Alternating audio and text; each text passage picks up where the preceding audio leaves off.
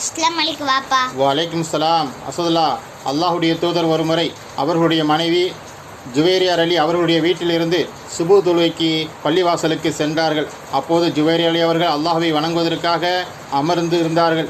அல்லாஹுடைய தூதர் பள்ளிக்கு சென்று தொழுதுவிட்டு சூரியன் உதயமாகி நீண்ட நேரம் கழித்துதான் வீட்டுக்கு வந்தார்கள்.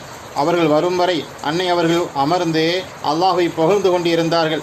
அல்லாஹ்வின் தூதர் கேட்டார்கள், ஜுவேரியா அவர்களே, நான் உங்களை என்ன நிலையில் விட்டு சென்றேனோ அதே நிலையில்தான் தொடர்ந்து இருக்கின்றீர்களா என்று கேட்டார்கள். ஆம் அல்லாஹ்வின் தூதரே என்று அன்னை ஜுவேரியா கூறினார்கள். உங்களுக்கு சிறந்த நன்மை தரக்கூடிய 4 வார்த்தையை கற்றுத்தரவா என்று அல்லாஹுடைய தூதர் கேட்டார்கள். அந்த வார்த்தையை உனக்கு தெரியுமா? கூறு. சுபஹானல்லாஹி வபிஹம்திஹி அததா கல்கிஹி வரிலா நப்சிஹி வஸீனத அர்ஷிஹி வமிதாத கலிமாத்திஹி. தினமும் காலையில் 3 முறை இந்த அழகிய வார்த்தையை கூற வேண்டும்.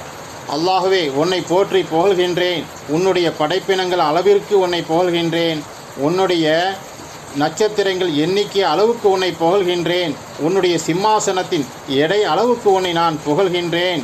சுபஹானல்லாஹி வபிஹம்திஹி அததா கல்கிஹி வரில்லா நப்சிஹி வஸீனத அர்ஷிஹி வமிதாத கலிமாத்திஹி. அல்லாஹு அக்பர்.